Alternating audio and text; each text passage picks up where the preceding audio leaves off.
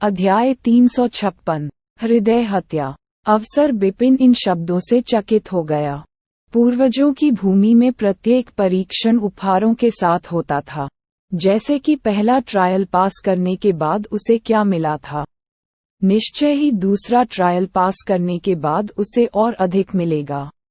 ये पहले ट्रायल के समान ही है। आपको 3 अवसर दिए जाएंगे, विजय ने कहा। मेरे पीछे आओ।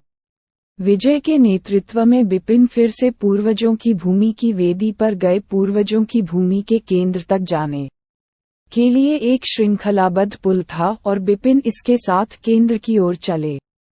उसने खुद को एक विशाल बंजर भूमि में पाया, जहां एक ऊंचा तलवार का पहाड़ था। पहाड़ के किनारे कई प्राचीन पात्र थे जिन्हें बिपिन पढ़ नहीं सका, लेकिन उसे लगा कि वे रहस्यमय हैं। अब आप तलवार पूर्वज की वंशावली के मुख्य शिष्य हैं, इसलिए आपको सबसे मजबूत तलवार कौशल तक पहुंचने की अनुमति है। तलवार पूर्वज ने हॉट किलिंग बनाई थी। विजय ने बिपिन की ओर देखा। दिल दहला देने वाली तलवार तकनीक, सबसे शक्तिशाली तलवार कौशल, तलवार जिसे पूर्वज ने बनाया था। बिपिन दंग रह गया था। तलवार पूर्वज की रक्तरेखा के चरम पर, केवल तलवार पूर्वज के निजी शिष्यों को इसका अध्ययन करने की अनुमति थी। हालांकि अब चीजें अलग हैं। आप जैसी प्रतिभा तलवार पूर्वज की रक्तरेखा के वंशजों में दुर्लभ है, इसलिए आप इसका अध्ययन करने के लिए योग्य हैं, विजय ने कहा। कुल मिलाकर 9 तलवार चालें हैं और पहाड़ पर प्रत्येक पात्र में एक चाल शामिल है। आपके पास उन्हें देखने का केवल एक ही मौका है। ध्यान रखें कि आपको जितना संभव हो सके याद करने की पूरी कोशिश करनी है। उन्हें याद रखना आप पर निर्भर है। बिपिन ने गंभीरता से सिर हिलाया। कुल मिलाकर 9 अक्षर, जिनमें से प्रत्येक में एक तलवार की चाल है। आगे बढ़ो। इतना कहकर विजय और शान पीछे हट गए। बिपिन पहाड़ की तलहटी में अकेले खड़े होकर पात्रों को देख रहे थे। अचानक पहला पात्र चमकने लगा। बिपिन की आंखों के सामने एक चित्र उभर आया। ये काले कपड़े पहने एक बुजुर्ग व्यक्ति था जो तलवार चलाने का अभ्यास कर रहा था। उसने ध्यान से देखा और सारी बातें अपने दिमाग में रख लीं। लेकिन ये केवल एक पल के लिए ही चला। जैसे ही पहले पात्र की रोशनी गायब हुई, दूसरा पात्र चमकने लगा।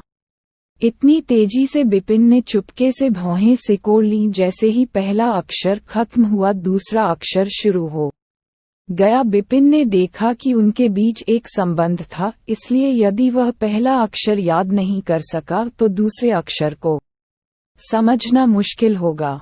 जैसा कि विजय ने कहा था कि केवल एक ही मौका था और उसे जितना संभव हो उतना याद करने की जरूरत थी।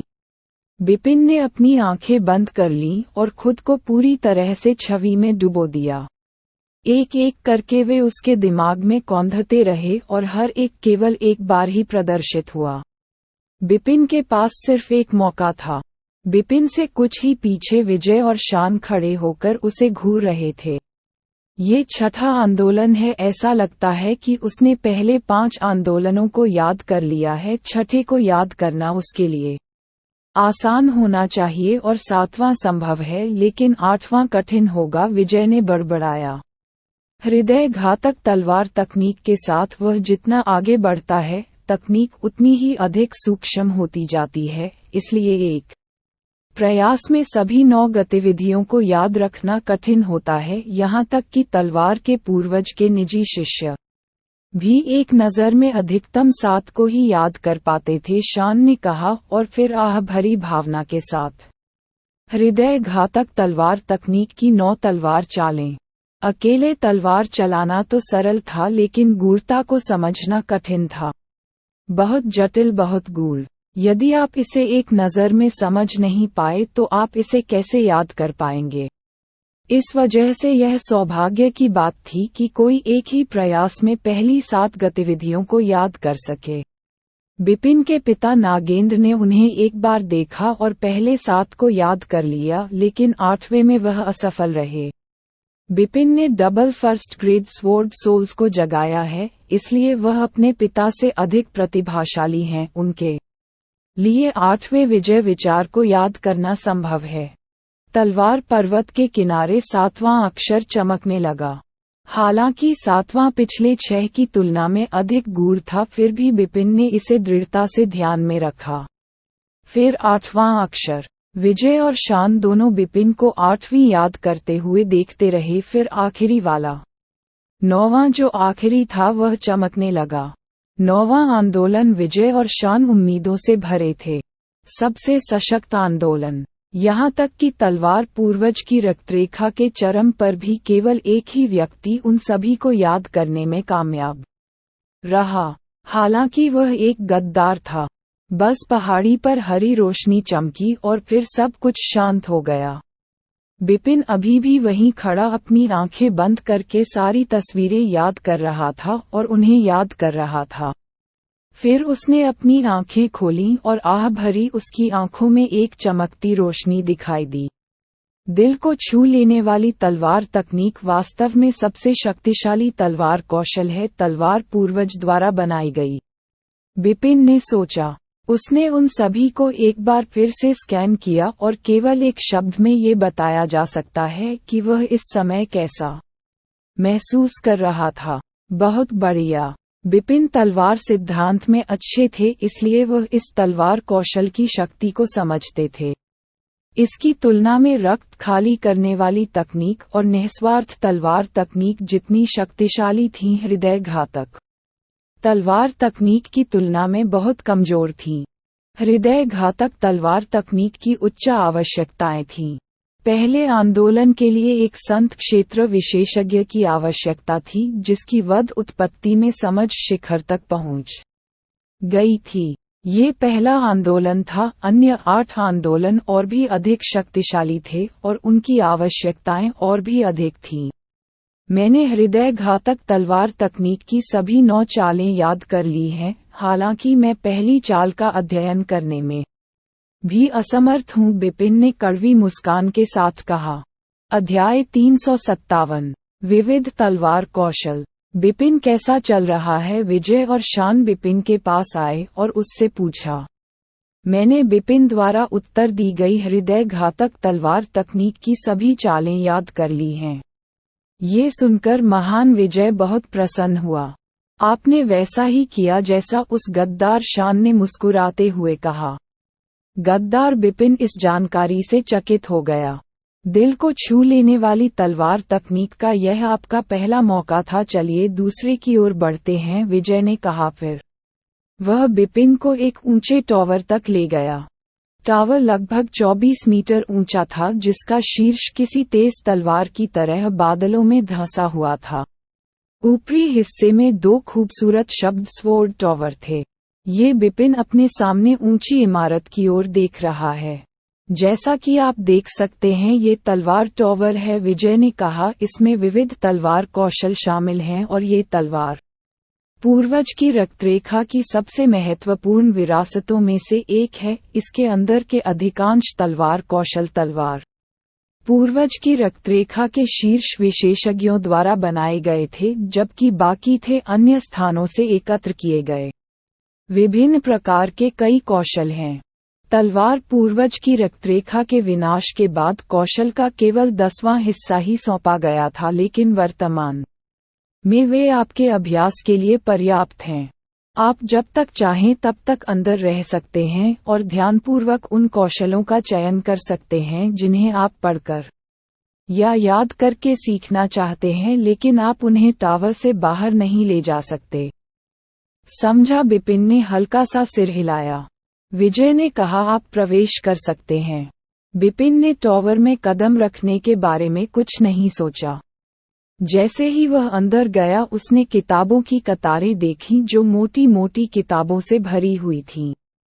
यहाँ तक कि सरसरी नज़र से ही पता चल गया कि वहाँ हजारों किताबें थीं। वह सबसे पहले किताबों की अलमारी के पास गया, जिस पर उसकी नज़र किताबों की एक सूची पर पड़ी। सूची में दर्ज तलवार कौशल की संख्या से वह तुरंत चौंक गया।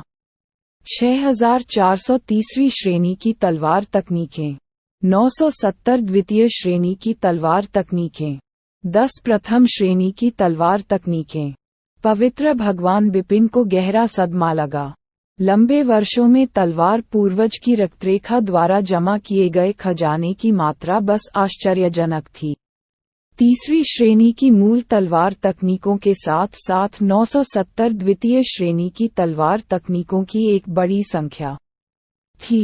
यदि ये तलवार तकनीकें नैनीताल महाद्वीप में दिखाई देती तो काफी संख्या में सेंट रीम विशेषज्ञ उनके दीवाने हो जाते, लेकिन इस टावर के अंदर वे इतने आम थे कि उनकी संख्या लगभग 1000 थी। जहां तक प्रथम श्रेणी की तलवार तकनीक का सवाल है, वे केवल नैनीताल महाद्वीप की किंवदंतियों में मौजूद थीं। ये प्रथम श्रेणी के मैनुअल जादुई हथियारों और अमृत के लिए भी सच था। पवित्र सम्राट महल जितना शक्तिशाली था, इसमें केवल 8 श्रेष्ठ द्वितीय श्रेणी के मैनुअल थे, लेकिन इस टावर में प्रथम श्रेणी के 10 तलवार कौशल तक थे। इसका क्या मतलब हुआ? यदि इन स्क्रॉलों को नैनीताल महाद्वीप में ले जाया गया तो सभी ताकतें और विशेषज्ञ उन्हें छीनने की कोशिश में पागल हो जाएंगे। इससे भी महत्वपूर्ण बात यह है कि भले ही तलवार के पूर्वजों की रक्तरेखा के पतन के बाद तलवार कौशल का केवल 10वां हिस्सा ही बरकरार रखा गया था, टावर में संग्रहित तलवार कौशल की संख्या अभी भी एक बड़ी मात्रा थी। यदि तलवार कौशल की यह मात्रा अभी भी बनी हुई है तो कोई केवल कल्पना ही कर सकता है कि तलवार के पूर्वज की रक्तरेखा अपने चरम पर होने पर कितनी थी। इसके बारे में सोचना ही बिपिन को चौंका देने के लिए काफी था। विभिन्न क्षेत्रों में तलवार चलाने के कई प्रकार के कौशल होते हैं, लेकिन उनमें से कौन सा मेरे लिए उपयोगी होगा? बिपिन ने तुरंत उन्हें ध्यान से जांचना शुरू कर दिया। उन्होंने 10 प्रथम श्रेणी की तलवार तकनीकों की जांच करके शुरुआत की। भले ही इन 10 तलवार कौशलों का हृदय घातक तलवार तकनीक से कोई मुकाबला नहीं था जिसे तलवार के पूर्वज ने स्वयं बनाया था, फिर भी वे बहुत शक्तिशाली थे। प्रथम श्रेणी की तलवार तकनीक माइंड्स आई तलवार तकनीक। स्क्रॉल पर परिचय पर एक नज़र ही बिपिन की आंखों में चमक लाने के लिए काफी थी। माइंड्स आई स्वॉर्ड तकनीक एक विशेष और अनोखी तलवार कौशल थी, शायद इसे एक विधि कहना बेहतर होगा। ये योद्धाओं के लिए अपनी तलवार के सार को गाढ़ा करने और अपनी भौहों के बीच संग्रहित करने की एक तकनीक थी। एक बार जारी होने के बाद सार एक त्वरित विस्फोट के साथ बाहर निकल जाता था। तलवार सार भौहों के बीच जमा। बिपिन मुस्कुराया। उसने कई तलवार कौशलों के बारे में सुना था, लेकिन माइंड्स आई तलवार तकनीक सबसे असामान्य और अनोखी थी जो उसने देखी थी। लेकिन उन्हें ये भी समझ आया कि अगर सही समय पर इस्तेमाल किया जाए तो ये तकनीक कितनी चालाक हो सकती है। क्या होगा यदि किसी ने अप्रत्याशित रूप से एक भयंकर लड़ाई के बीच में अपनी भौहों के बीच से तलवार सार के एक शक्तिशाली विस्फोट के साथ हमला किया? निश्चित रूप से बहुत कम लोग हैं जो इस हमले का अनुमान लगा सकते हैं और तुरंत प्रतिक्रिया दे सकते हैं। तलवार का सार जितना अधिक समय तक संग्रहित रहेगा वह उतना ही अधिक शक्तिशाली होगा और इसे 1 सेकंड में छोड़ा जा सकता है। क्या शानदार प्रथम श्रेणी की तलवार तकनीक है। बिपिन ने अंदर ही अंदर इसकी प्रशंसा की। यदि सही ढंग से प्रयोग किया जाए तो ये तलवार कौशल सामूहिक विनाश का हथियार बन सकता है, इसलिए बिपिन को इसमें बहुत रुचि थी। हालांकि उसे इस समय इसका अभ्यास करने की कोई जल्दी नहीं थी। उसने बाकी प्रथम श्रेणी की तलवार तकनीकों को देखना जारी रखा। 10 प्रथम श्रेणी की तलवार तकनीकों में से 4 शक्तिशाली हमले थे जो स्लॉटर ओरिजिन के साथ अच्छी तरह से काम करते थे। जहां तक 10 में से 2 अन्य की बात है तो एक ने गति को बहुत महत्व दिया जबकि दूसरे ने मूर्खता की, लेकिन वे दोनों शक्तिशाली थे। उपरोक्त 6 आमने सामने की लड़ाई के कौशल थे जबकि शेष 4 काफी असामान्य थे।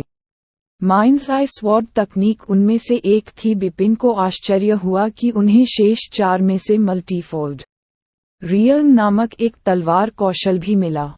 तलवार क्षेत्र के समान जो उसने दलुओ हेवन संप्रदाय से प्राप्त किया था, मल्टीफोल्ड क्षेत्र भी एक कौशल था जो तलवार क्षेत्र बनाकर प्रतिद्वंद्वी पर हावी हो सकता था, लेकिन प्रथम श्रेणी की तलवार तकनीक के रूप में मल्टीफोल्ड रियल्म स्वॉर्ड रियल्म की तुलना में कहीं अधिक शक्तिशाली थी। इसे 5 स्तरों में विभाजित किया गया था। प्रथम स्तर प्रथम क्षेत्र, दूसरा स्तर 10-फोल्ड क्षेत्र, तीसरा स्तर 100-फोल्ड क्षेत्र, चौथा स्तर 1000 गुना क्षेत्र, पांचवा स्तर मल्टीफोल्ड क्षेत्र है। प्रत्येक स्तर पिछले वाले से अधिक शक्तिशाली था।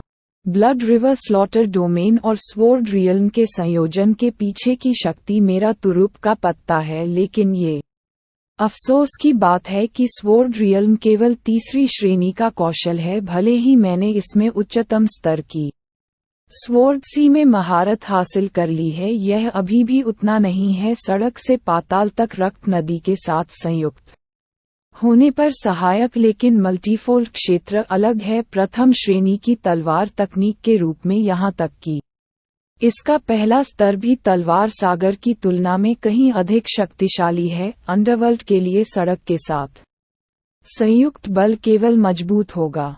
बिपिन की आंखें चमक उठी। प्रथम श्रेणी की 10 तलवार तकनीकों में से ये तकनीक उनकी पसंदीदा थी और उसके बाद माइंड्स आई स्वॉर्ड तकनीक थी। टावर के अंदर जैसे ही वह स्क्रॉल को देखता था, वह उन तकनीकों पर अधिक ध्यान देता था जो उसे आश्चर्यचकित करती थी, जिससे तलवार सिद्धांत के बारे में उसकी समझ और अधिक बढ़ जाती थी जैसे वह आगे बढ़ता था।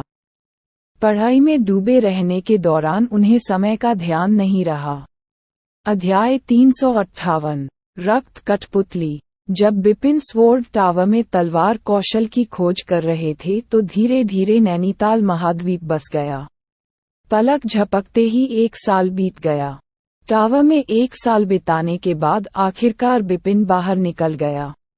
वह इस वर्ष के दौरान लगातार तलवार कौशल का अध्ययन और अभ्यास कर रहा था। अब वह तलवार सिद्धांत और उत्पत्ति की समझ में बहुत मजबूत एक बिल्कुल अलग व्यक्ति की तरह था। अपनी उत्कृष्ट प्रतिभा और अपनी डबल फर्स्ट ग्रेड तलवार आत्मा के जागरण के साथ, जो तलवार सिद्धांत और उत्पत्ति दोनों को समझने में बहुत सहायक थी, वह स्वाभाविक रूप से उत्पत्ति के शिखर स्तर तक पहुंच गया। इसके अलावा शिखर पर पहुंचने के बाद उन्हें उत्पत्ति की एक नई समझ प्राप्त हुई। ये शिखर संत क्षेत्र का शिखर था। यह मोमेंटम और डोमेन से बिल्कुल अलग था, क्योंकि यह केवल एक अस्पष्ट अवधारणा थी जो प्रगति के एक निश्चित स्तर का प्रतिनिधित्व करती थी, लेकिन इस क्षेत्र में हर किसी के पास एक अलग स्तर की ताकत होगी। यदि उद्गम एक विशाल महासागर होता तो पानी की एक बूंद को समझने से कोई भी व्यक्ति पवित्र क्षेत्र के शिखर पर कदम रख सकता था। हालांकि कोई कितना समझता है, इसके संबंध में शक्ति में अभी भी बहुत बड़ा अंतर था। वर्तमान में बिपिन ने मूल से पानी की केवल एक बूंद को ही समझा था, क्योंकि वह हाल ही में इस क्षेत्र में पहुंचा था। टावर से बाहर निकलते ही विजय और शान बिपिन का इंतजार कर रहे थे। आप केवल 1 वर्ष के लिए रुके हैं? विजय ने आश्चर्य से बिपिन की ओर देखा और पूछा, क्या आप अधिक समय तक नहीं रहना चाहते हैं? नहीं, बिपिन ने सिर हिलाकर उत्तर दिया। उसने टावर से पहले ही बहुत कुछ हासिल कर लिया था और वह जो चाहता था उसे हासिल कर लिया था, इसलिए लंबे समय तक रहने से उसे तलवार सिद्धांत में धीमी प्रगति के अलावा कुछ नहीं मिलेगा। मुझे 3 में से 2 अवसर मिले हैं, आखिरी क्या है? बिपिन ने सीधे पूछा। आखिरी यह है कि जैसे ही विजय ने अपना हाथ लहराया, एक खूनी छाया चमकी और बिपिन के सामने आ गई। वह लाल कवच वाले जूते और हेलमेट पहने एक हट्टा कट्टा आदमी था। उसकी बाहें उसकी छाती के चारों ओर लिपटी हुई थीं और उसकी ठंडी आंखों के भीतर से एक भावनाहीन रोशनी चमक रही थी। एक कठपुतली लड़ाकू। एक नज़र में बिपिन बता सकता था कि वह आदमी इंसान नहीं बल्कि विवेक और शान की तरह एक कठपुतली लड़ाकू था। वह एक रक्त कठपुतली है। विजय ने बिपिन की ओर देखा और समझाया कि वह कोई सामान्य कठपुतली योद्धा नहीं है। उसे वध करने और नष्ट करने के लिए बनाया गया था, क्योंकि उसके पास कोई बुद्धि नहीं है, वह केवल अपने स्वामी की आज्ञा का पालन करेगा।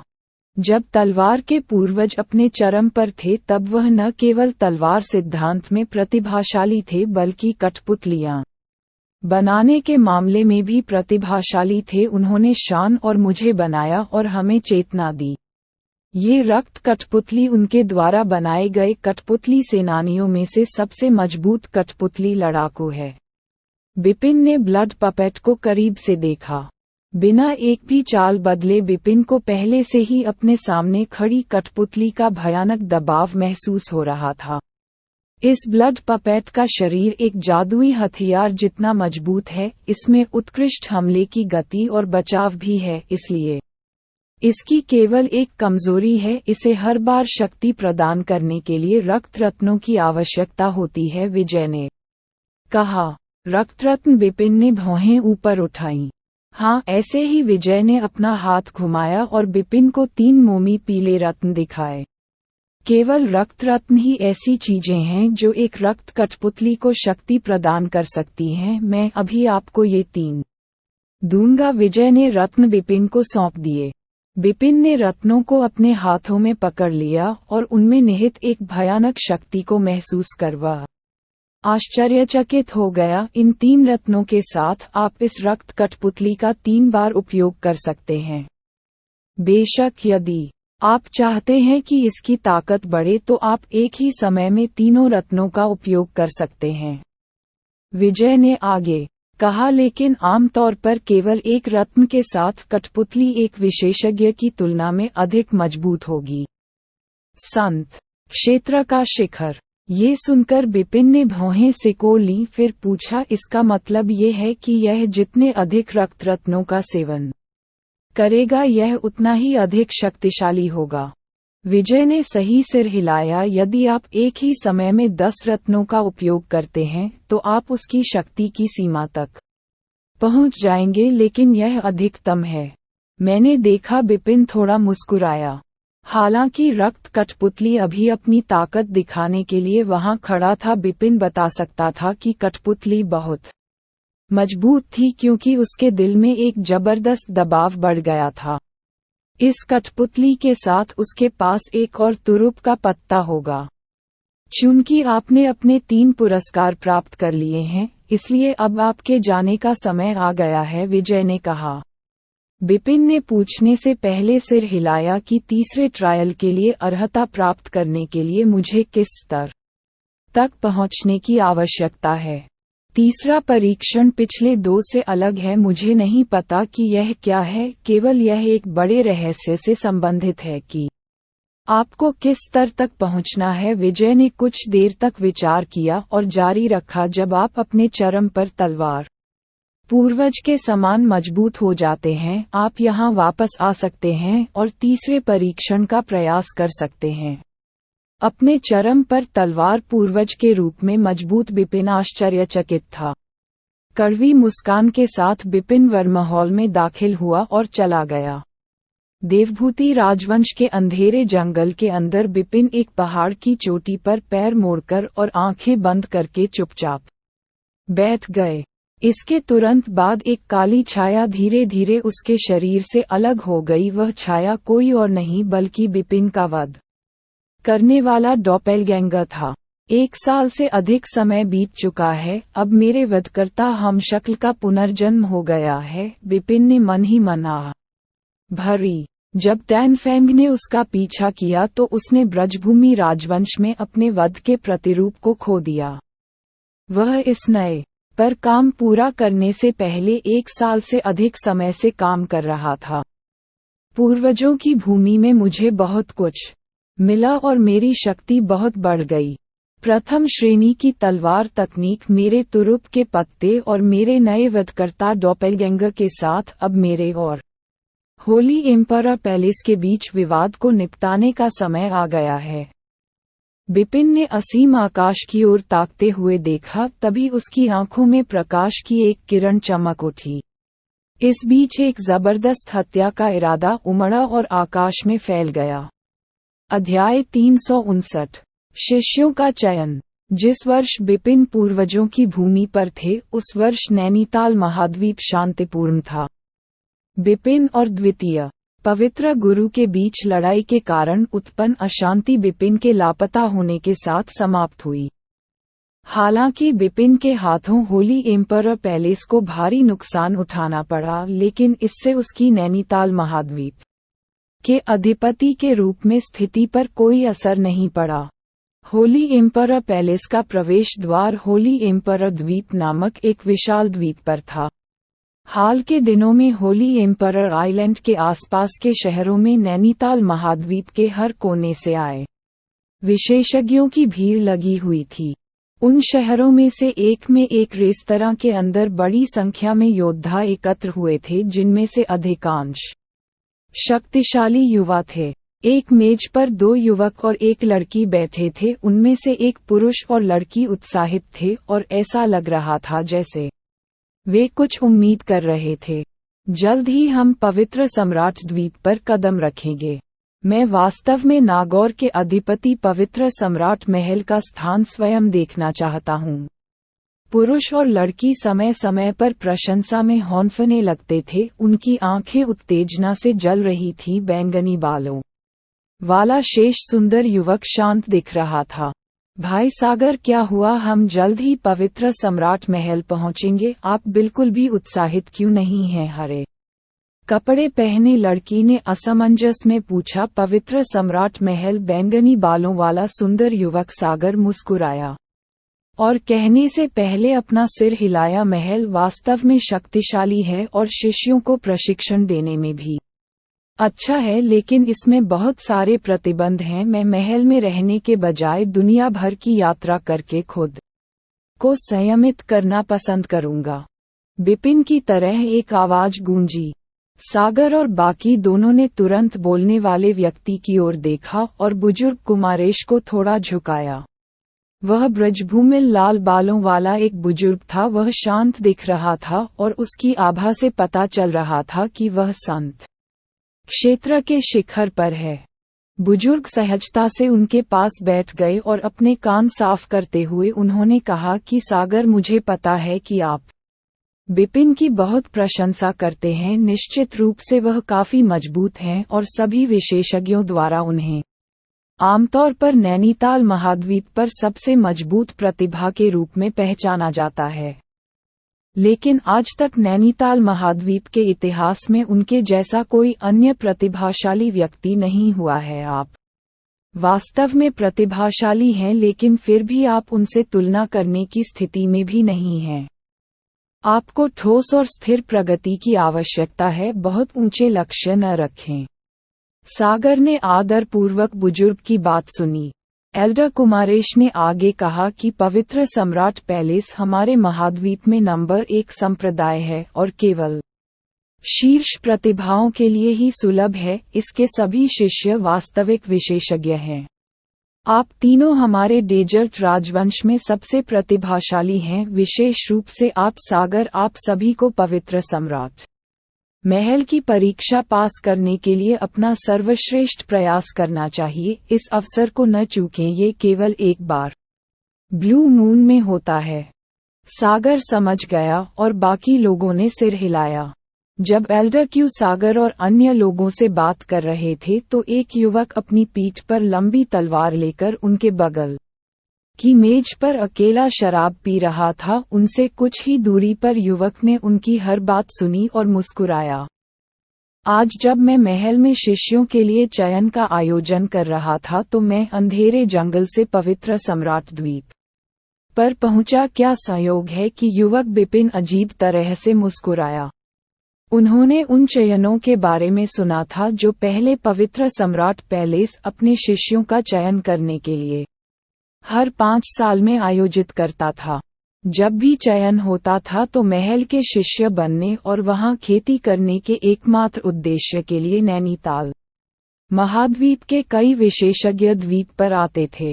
होली एम्परर पैलेस पर नैनीताल का अधिपति था और वह अल्कमी स्कूल पर कब्जा कर सकता था। इसलिए ये कहना कि यह नैनीताल में नंबर 1 संप्रदाय था थोड़ा कम कहना होगा।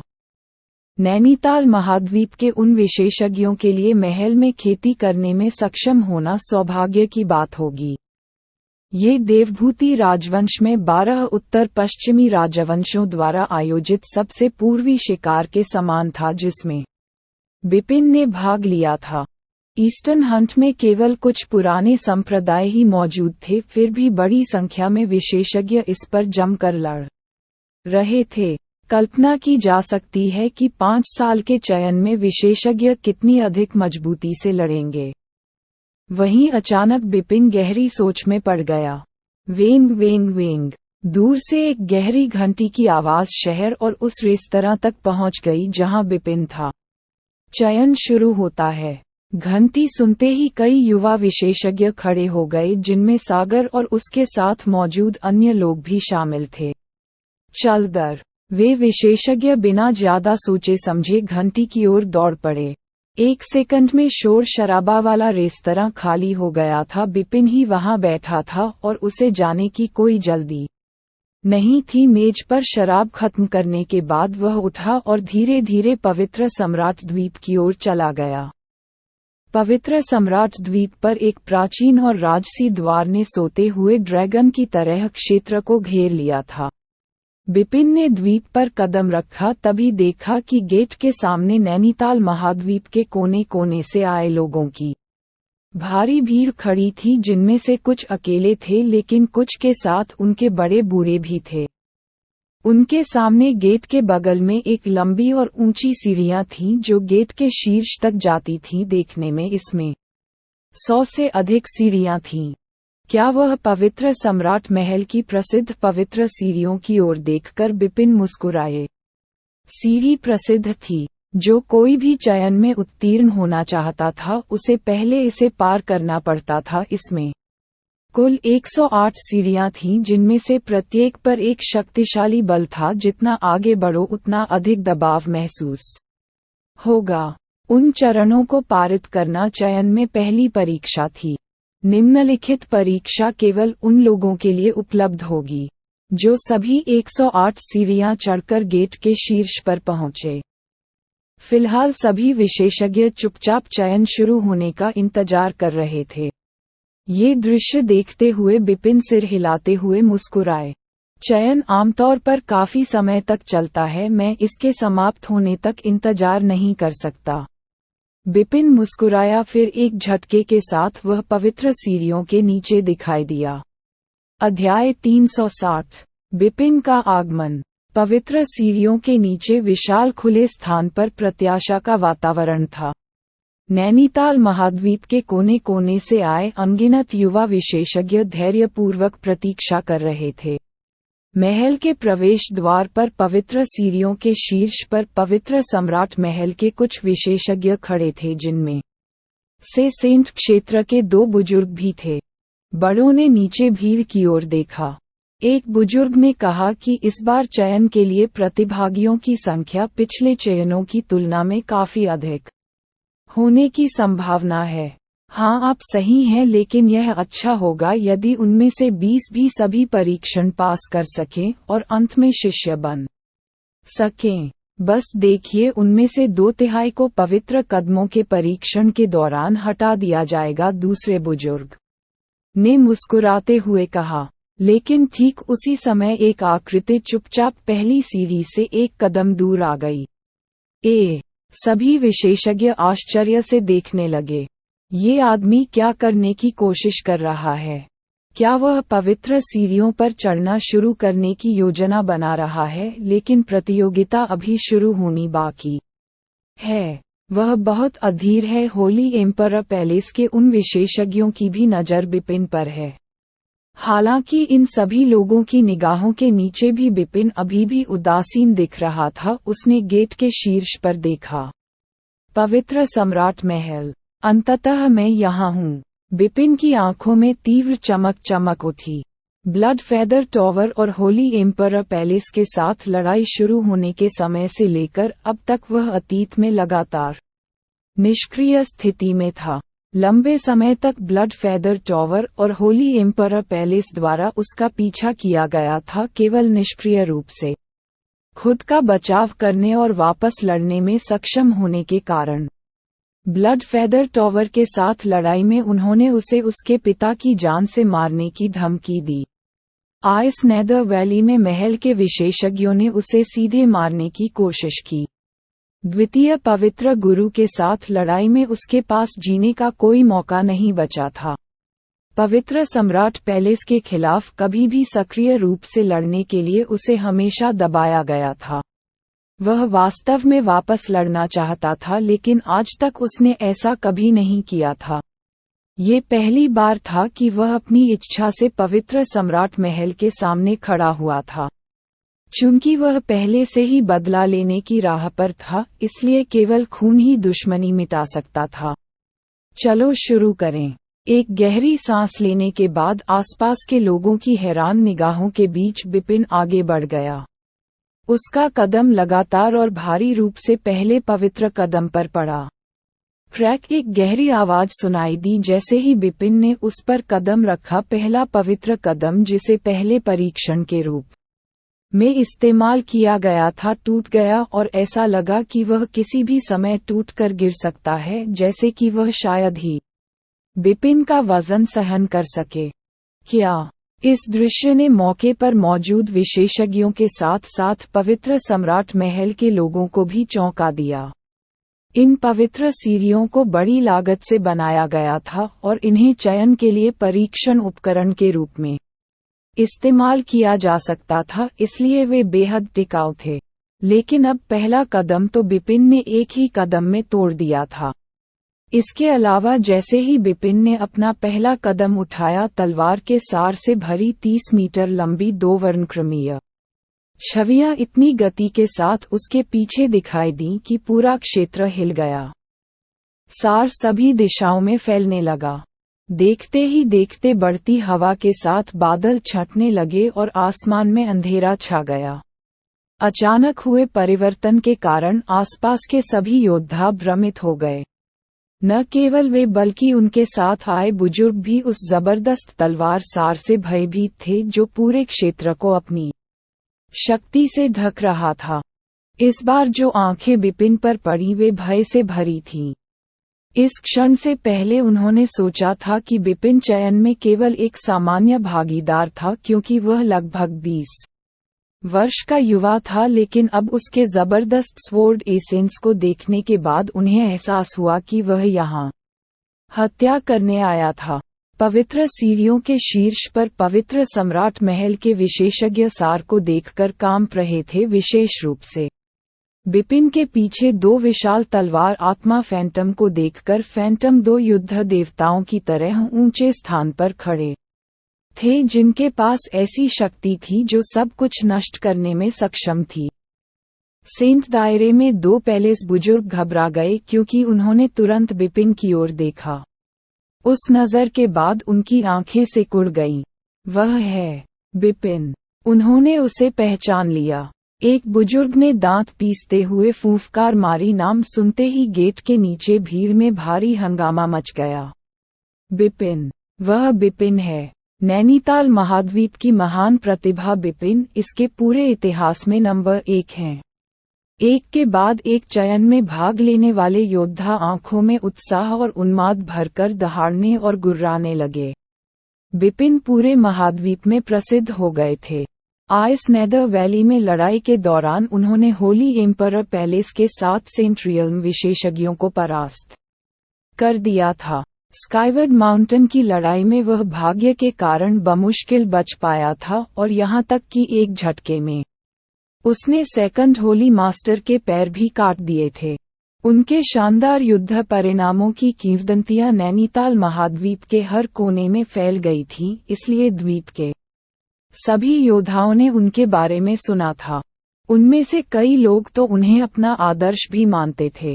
हालांकि इन सभी योद्धाओं की तरह युवा होते हुए भी बिपिन ने कुछ ऐसा हासिल कर लिया था जो उनकी पहुंच से परे था, तो स्वाभाविक रूप से वे युवा योद्धा उसे देखकर पागल हो जाएंगे। इन युवा योद्धाओं के अलावा कुछ पुराने संप्रदायों द्वारा चयन का निरीक्षण करने और सीखने के उद्देश्य से कई विशेषज्ञ भी भेजे गए थे। जैसे ही उन्होंने बिपिन को देखा, उन्होंने जल्दी से खबर अपने संप्रदायों को वापस भेज दी। बड़ी खबर, बिपिन होली एम्परर आइलैंड पर दिखे। तत्काल बिपिन प्रकट हुए। बिपिन के आगमन के कारण पूरे पवित्र सम्राट द्वीप में उथल-पुथल मच गई। यह उथल-पुथल पवित्र सम्राट महल तक भी फैल गई। स्विश स्विश स्विश स्विश, अचानक हवा से गेट के शीर्ष पर कई आकृतियां दिखाई दी। वे कोई और नहीं बल्कि पैलेस मास्टर और पवित्र सम्राट महल के अन्य बुजुर्ग थे। उपस्थित बुजुर्गों की संख्या 20 थी और वे सभी सेंट दायरे में थे। फिर भी पैलेस मास्टर और वे बुजुर्ग भी बिपिन और उसके जबरदस्त तलवार सार को देखकर गंभीर और गंभीर दिखे।